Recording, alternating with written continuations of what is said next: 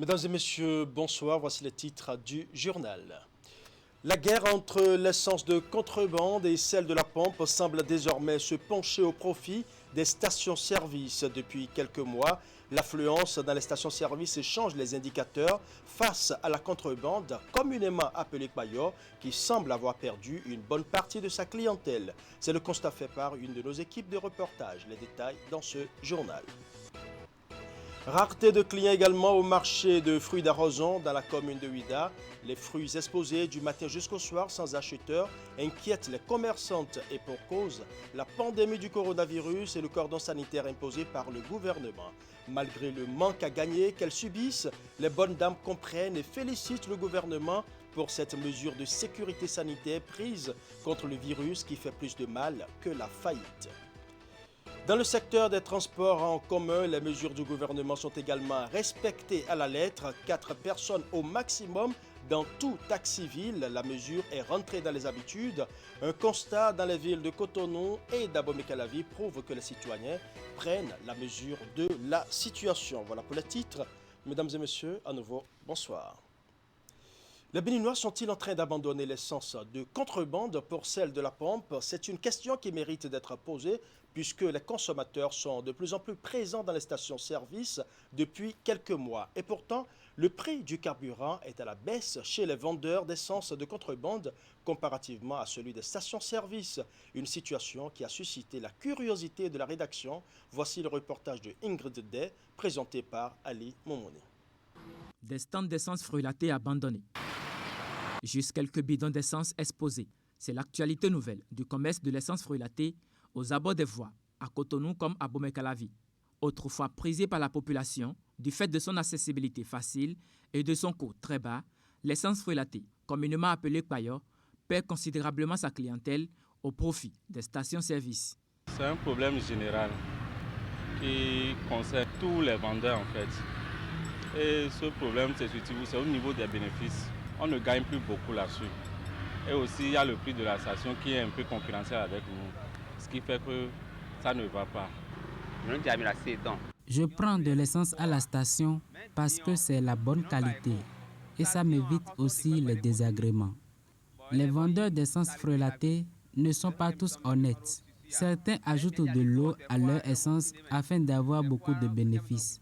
Et les prix varient d'un vendeur à un autre. Et pourtant, sur les quelques rares étalages parcourus, le prix de litre est à la baisse comparativement à celui des stations-service. L'essence est à 505 francs à la station, mais chez nous, c'est à 500 francs. La semaine dernière, par exemple, c'était à 450 francs et pourtant, les consommateurs affluent vers les stations-service. Il faut souligner que nos livreurs n'arrivent plus à nous distribuer de l'essence et pour cause l'établissement du cordon sanitaire.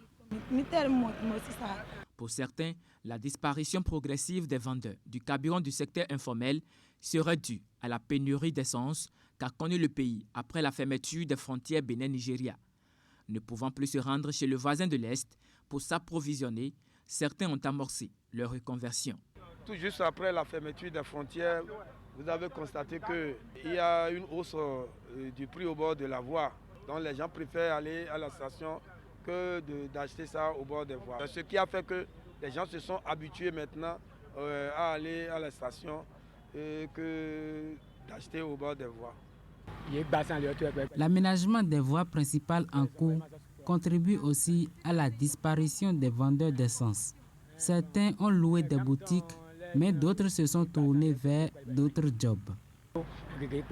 Cette reconversion amorcée annonce la disparition imminente pour certains du secteur de l'essence frulatée.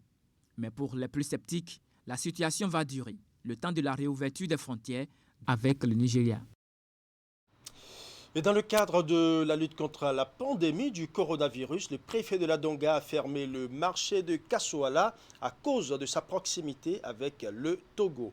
Mais l'autorité a tenu à constater personnellement l'application de l'arrêté. Le préfet est donc descendu sur le site du marché cette semaine. Il était accompagné par l'une de nos équipes de reportage. Voici le compte rendu de sa descente sur le terrain.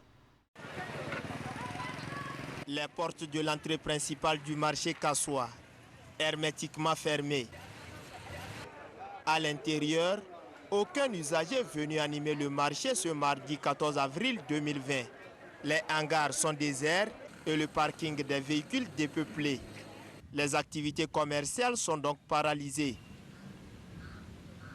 Accompagné d'un fort détachement des éléments de la police républicaine, l'autorité départementale est allée constater de visu la mise en application effective de l'arrêté préfectoral suspendant jusqu'à nouvel ordre l'animation des marchés situés dans les localités de la zone frontalière avec le Togo. Ici, Biao Suleiman Aïné a pu constater avec satisfaction que les instructions données pour accompagner les efforts de l'État central dans sa lutte contre le Covid-19 sont suivies à la lettre. Mon constat est que le marché est vide. Donc, la conséquence que la mesure est suivie, c'est mise en application. Et je crois que ça ne va pas durer parce que nous avons foi que le coronavirus sera vaincu une fois que sa propagation sera limitée. À défaut de se rendre dans ce lieu d'échange commerciaux, certains commerçants ont transformé leurs maisons en des marchés circonstanciels. Une situation que déplore l'autorité communale. Ce matin, quand nous étions arrivés, ce que nous avons fait, on a passé de maison en maison. Là où les bonnes dames du Togo arrivent, on est rentré dedans. On a dit, désormais, on ne s'en prend pas aux dames, mais c'est aux maisonniers, ceux qui leur ont donné les magasins, puisqu'on a trouvé que c'était des îlots de marché. Donc on leur a dit niet. On a aussi constaté que les Togolais ils prennent souvent par les voies de contournement. Donc comme nous sommes en saison sèche, c'est une véritable chasse à l'homme que nous menons. Et nous sommes obligés de déployer les éléments même dans les champs pour les repousser. Donc aujourd'hui, jour du marché, vous allez constater qu'avec l'appui du maire, le marché a été fermé. Outre donc cette fermeture de ce lieu de transaction, la distanciation dans les transports en commun est désormais obligatoire et les contrevenants doivent subir la rigueur de la loi. J'ai constaté aussi que le respect de la mesure au niveau des transports en commun de passagers est respecté. Ceux qui contreviennent, ils sont pris et puis on leur fait la procédure, ils sont présentés au procureur. Sur l'axe routier Djougouaké, les véhicules de transport en commun se font déjà rares. Dans le rang des usagers, c'est la désolation totale. Vraiment, c'est difficile. Parce que moi, j'ai fait Djougou Parakou. Quand ils sont venus au marché, ils m'ont dit que le marché est fermé. Vraiment, on doit prier le gouvernement et le préfet de la Donga pour qu'ils puissent nous aider. Sinon, le marché là, si c'est fermé, Donga, c'est pas bon. J'ai regretté même de venir dans le marché, tu vois. C'est pas facile parce qu'il n'y a pas de marché. Il n'y a pas beaucoup de monde dans le marché, donc ça fait que bon, on est tous découragés. Bien avant sa descente sur le marché, le préfet de la Donga s'est rendu sur la carrière de l'entreprise Ebomaf à Saint-Méret. Objectif, rassurer les populations de cette localité, devenue désormais méfiante à cette entreprise qui a enregistré en son sein un agent testé positif au Covid-19. Et du côté de Ouida, juste à la lisière du pont péage d'Arrozon, les femmes vendeuses de fruits peinent à écouler leurs marchandises. Et pour cause, le cordon sanitaire imposé par le gouvernement comme mesure de prévention contre la Covid-19. Il y a désormais moins de mouvements au niveau de ce pont péage. Conséquence, très peu de clients pour acheter les fruits qui malheureusement pourrissent sur les étalages. Même si c'est un manque à gagner pour elles, les commerçantes reconnaissent la justesse de la mesure prise par le gouvernement. Reportage. C'est un marché de fruits sans vie depuis l'entrée en vigueur du cordon sanitaire mis en place pour contrer le Covid-19. Les seules personnes présentes, ce sont les vendeuses du site qui hument l'air à longueur de journée à quelques mètres du pont péage d'Arrozon dans la commune de Ouida. Les clients se font rares et ces femmes s'en plaignent du fait non seulement de la mévente, mais aussi des produits qui pourrissent. Nos ventes ont diminué et nous ne vendons plus rien. Nos produits pourrissent du fait de la chaleur.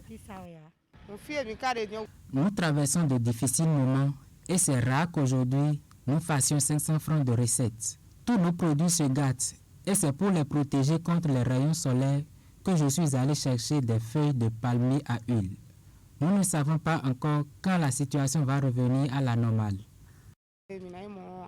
Quand le trafic était dense, nous arrivons à écouler nos fruits. C'est difficilement que nous vendions pour 500 francs. D'autres n'en trouvent pas et retournent chez elles sans un rond. Depuis la mesure qui instaure le cordon sanitaire dans 12 communes du Bénin, cette route inter-État est peu fréquentée. Le trafic est rare. Les voyageurs qui s'arrêtaient pour s'approvisionner ne viennent plus. Sur les étalages, les fruits non écoulés sont source de manque à gagner pour les commerçantes.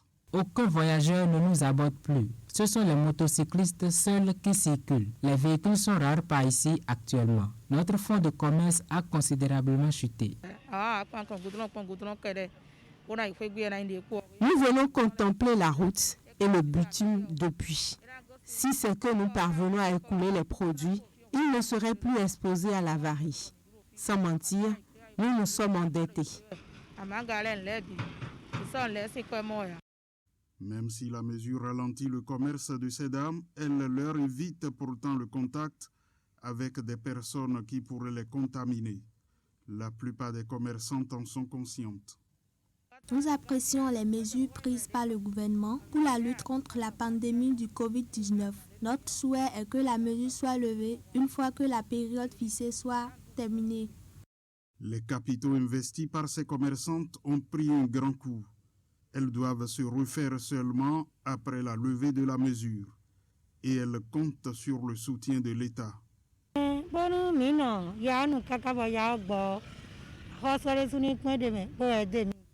Nous espérons à la fin de la période de cordon sanitaire que le gouvernement va penser à nous et nous aider, ce qui nous permettra de nous refaire. Et ceci s'adresse au chef de l'État qui est toujours à l'écoute de son peuple.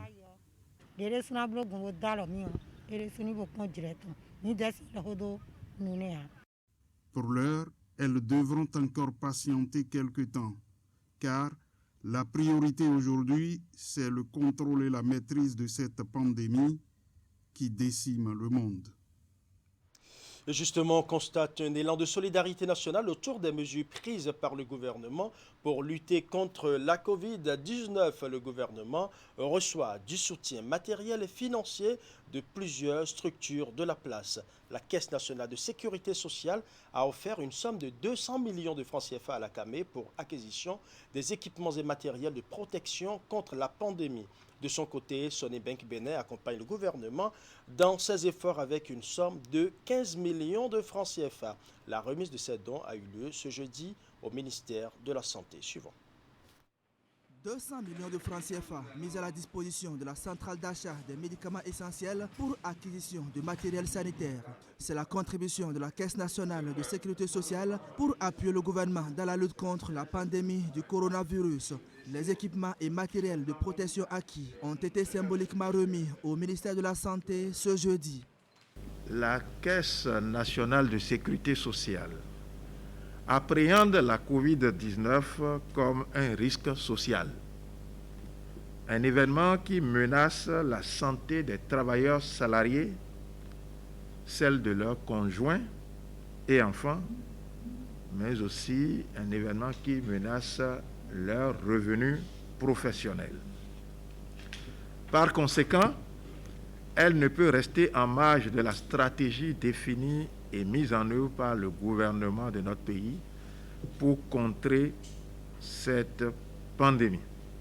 Il m'est particulièrement agréable de représenter le ministre de l'Économie et des Finances à la cérémonie qui sanctionne la mise à disposition d'intrants nécessaires à la lutte contre la Covid-19. À cette occasion, au nom du ministre de l'Économie et des Finances, je voudrais féliciter le directeur général de la Caisse nationale de la sécurité sociale, le conseil d'administration de la Caisse nationale de sécurité sociale et son président, et tous les acteurs qui ont pu travailler dans l'ombre pour que la cérémonie de ce matin ait lieu. À travers ce don, la Caisse nationale de sécurité sociale, organisme de prévoyance sociale, répond ainsi à l'appel à la solidarité nationale et internationale lancé par le gouvernement. Le directeur de cabinet du ministre de la Santé apprécie la démarche et surtout la portée de ce geste. Donc je voudrais encore une fois vous rassurer que ce matériel qui est livré déjà à notre possession, on en fera bon usage. Et que ces matériels vont vraiment aider à la riposte nationale qui est actuellement en cours. Votre geste est déjà pour nous un pas qui est fait aujourd'hui, mais voir d'autres partenaires vous accompagner à la suite pour nous serait encore mieux, parce que le défi est vraiment assez important et les gaps financiers sont encore là. À la suite de la Caisse nationale de sécurité sociale, Sony Bank Bénin a elle aussi manifesté son élan de solidarité. Un chèque de 15 millions de francs CFA a été remis au ministère de la Santé pour renforcer et appuyer le gouvernement dans ses efforts de riposte contre la pandémie de coronavirus. D'autres structures étatiques comme privées sont invitées à faire de même pour permettre au Bénin de venir à bout de ce mal planétaire. Autre geste de solidarité pour accompagner le gouvernement dans les mesures de protection de la population contre le coronavirus, la GIZ et plusieurs autres structures privées sont allées témoigner leur soutien au ministère de la Santé. Ils ont été reçus par le directeur de cabinet du ministre suivant. Dans cette vague de donateurs solidaires à l'action du gouvernement dans la lutte contre la Covid-19, la communauté libanaise au Bénin, qui n'entend pas rester en marge, pour sa contribution, elle fait un don de 50 millions de francs CFA. Le chèque est apporté au ministère de la Santé par une délégation conduite par le consul honoraire du Liban. Vous savez très bien que la communauté libanaise aujourd'hui au Bénin compte environ 2000 personnes. Ils se sont chez eux. Ce qui est normal d'assister le gouvernement béninois pour sa lutte contre ce virus mondial. Les mesures qui étaient prises au Bénin, c'était une très bonne initiative. Les confinements dès le départ, tous les étrangers, toutes les personnes qui viennent de l'étranger, qui les a mis en quarantaine, je pense que c'est la meilleure initiative qu'aucun pays a déjà fait quand il a commencé. À la suite de la communauté libanaise au Bénin, des entreprises privées se sont manifestées. D'abord, Shaftel Sal, avec une douzaine de postes téléviseurs 32 pouces pour accompagner le corps médical. Ensuite, l'industrie laitière et de boissons du Bénin, ILBB, qui apporte 500 bidons d'eau Comtesse de 10 litres. En effet, l'eau, c'est la vie. Notre souci est de mettre à la disposition des agents de santé qui opèrent dans les centres de prise en charge de Covid-19, mettre à leur disposition de l'eau minérale de très bonne qualité, l'eau de consommation nécessaire dans cette période où la propreté et l'utilisation de l'eau sont de mise.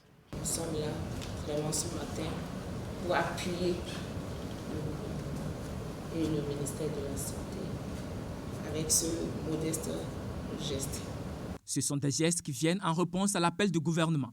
Tous ces dons sont reçus par le directeur de cabinet du ministre de la Santé. Je voudrais, au nom du ministre de la Santé, au nom du gouvernement du Bénin, vous remercier pour avoir répondu présent à cet appel du gouvernement pour faire face à cette pandémie. Il faut préciser qu'une autre communauté résidente au Bénin, en dehors de celle libanaise, a aussi apporté son soutien au gouvernement béninois. Mais celle-ci a préféré garder l'anonymat. L'opérateur de téléphonie mobile MTN Bénin ne veut pas non plus rester en marge de la lutte contre le coronavirus. Le réseau GSM met des minibus en circulation dans les villes du Bénin pour sensibiliser la population contre la maladie qui décime le monde entier. Les responsables du trade marketing ont procédé ce jeudi au lancement officiel de la campagne de sensibilisation par ces véhicules équipés. Clément Tchadé pour les détails.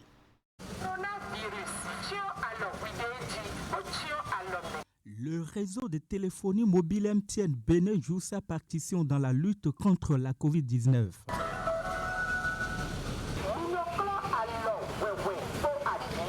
Pour renforcer la sensibilisation des populations sur les mesures barrières, La multinationale met dans les grandes villes du pays ses minibus équipés de matériel de sonorisation. Objectif, faire passer des messages dans les langues les plus parlées. Alors, MTN a voulu passer à une phase de sensibilisation. Nous avons mis, en l'occurrence, 8 vannes, ce que vous voyez derrière moi là, 8 minibus, que nous avons déployés dans 10 villes du pays, d'accord, qui vont sensibiliser contre les gestes barrières.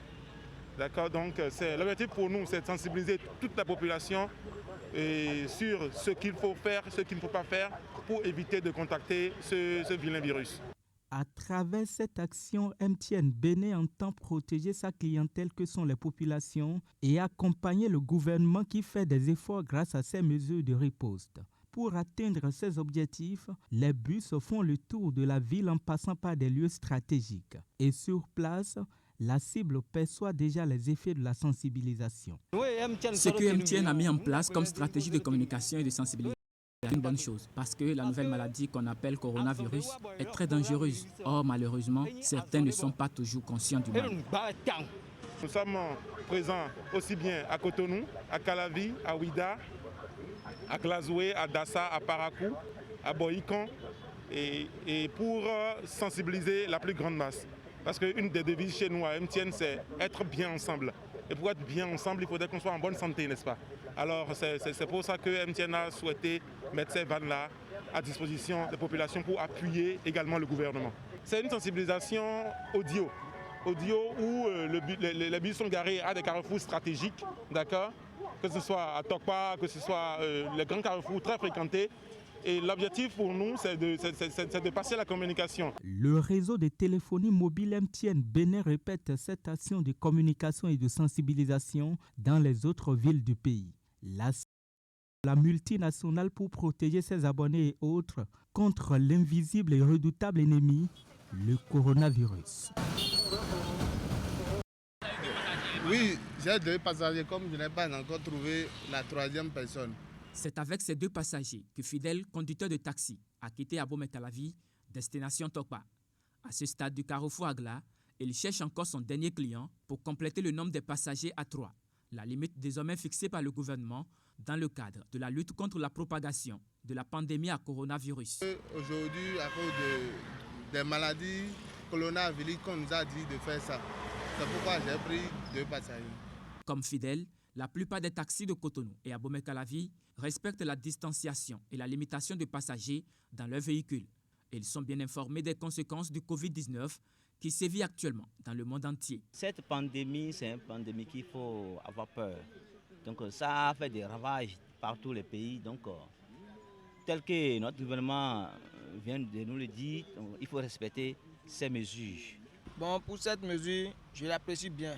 Parce que ça pouvait nous éviter de tomber dans le piège du coronavirus. Depuis le matin, à partir de 7 heures, nous avons décidé de sillonner toutes les parcs parce que les chauffeurs ont été sensibilisés par nous-mêmes. Donc nous sommes décidés de sillonner toutes les parcs et voir si la décision prise par le gouvernement se respecte à la base. Malgré la bonne volonté pour accompagner les mesures du gouvernement, ils sont confrontés aux difficultés liées aux tarifs. Si certains n'ont pas augmenté les prix à leur niveau, d'autres estiment que les responsables syndicaux doivent revoir la grille. Normalement, on va augmenter les prix. Les tarifs qu'on paye, c'est pas ça. Parce que les critères à Cocodia arrivé à Tokpa, c'est 3 litres. Voilà les prix de l'essence. Et les clients payent 400 à 300. C'est difficile. Quand vous voulez payer pour prendre l'assurance de vie technique, pour payer les propriétaires aussi, c'est pas facile. Les difficultés qui sont dedans est que les clients, ils veulent aller, mais ils n'ont pas beaucoup d'argent. Quand nous prenons avant, nous prenons 5 ou bien 4. Mais pour cette fois-ci, c'est 3. Et ils ne veulent même pas augmenter l'argent. C'est toujours le prix qu'ils payent là, qu'ils voulaient payer. Bon. Et cet prix ancien là, parce que il faut que nos responsables fixent ces prix-là d'abord. Sans ça, nous, on ne peut rien. Bon, tout ça fait partie de l'accompagnement.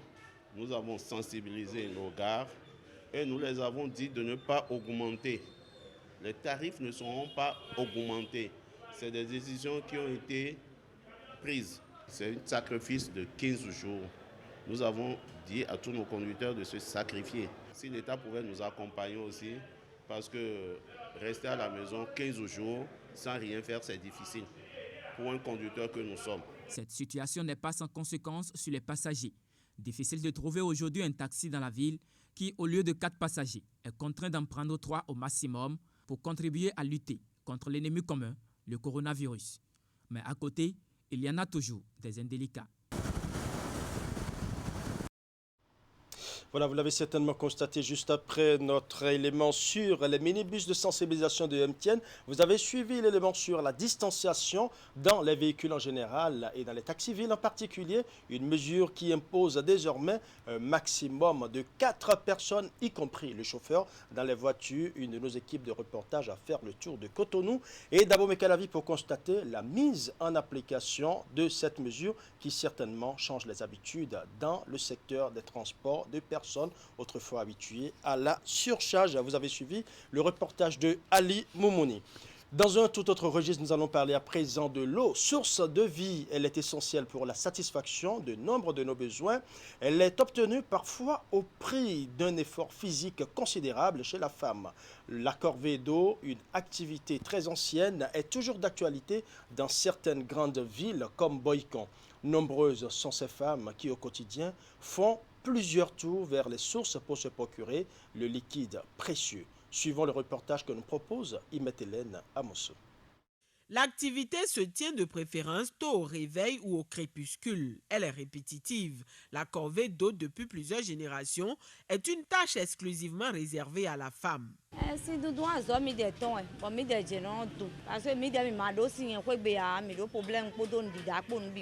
Puiser de l'eau, ça fait partie des travaux ménagers. Du coup, les travaux ménagers sont réservés aux femmes. C'est ce que plusieurs personnes disent. Aujourd'hui encore, nombreuses sont celles de nos contrées qui parcourent 200 mètres, 500 mètres, 1 kilomètre ou plus pour approvisionner en eau la concession entière. Pour satisfaire aux besoins quotidiens, elles effectuent non sans difficulté plusieurs tours. Ces allers et retours à la quête de l'eau empiètent parfois sur les autres activités de la journée. Même si par exemple,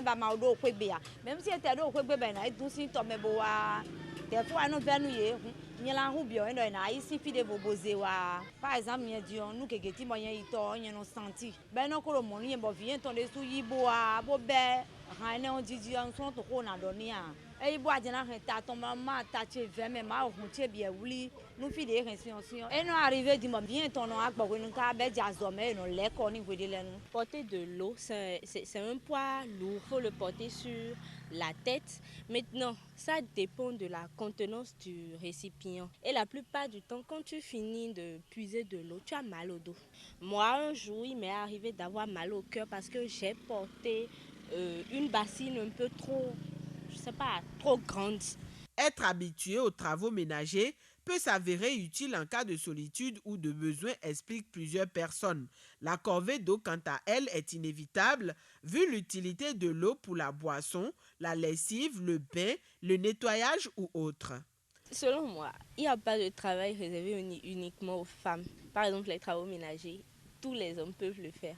Et s'il se retrouve seul, qu'est-ce qu'il va faire? À Boïcon, une zone urbaine, l'activité est toujours d'actualité. Plusieurs localités ne sont pas raccordées au réseau d'eau potable. Les populations sont obligées d'aller chercher l'eau dans les environs de leur maison. Dans le lot des pourvoyeurs, on retrouve quelquefois des jeunes garçons qui, de gré, effectuent la corvée. Plusieurs moyens sont alors utilisés pour acheminer le liquide vital. Quand le besoin se ressentit, moi, ça ne me coûtera rien. N'est-ce pas de porter ça? Mon petit frère, par exemple, il lui arrive de puiser de l'eau. Mais quand il le fait, c'est avec la mine renfrognée et tout. Il dit que c'est un peu difficile. La corvée d'eau est toujours d'actualité dans les ménages qui manquent encore de puits ou d'eau courante. Elle reste l'apanage de la plupart des vendeuses de nourriture de la ville Carrefour. Malgré l'extension du réseau de distribution, l'accès à l'eau potable est encore loin d'être une réalité pour tous, particulièrement dans les grandes villes comme Boïcon. Voilà, ce sera tout pour ce journal que je vous remercie d'avoir suivi. Tout le plaisir était pour moi de rester en votre compagnie. N'oubliez surtout pas, lavez-vous régulièrement les mains et respectez la distanciation sociale. Si vous voulez sortir, n'oubliez pas vos masques de protection, vous protéger. C'est protéger vos familles, c'est protéger vos amis. Au revoir.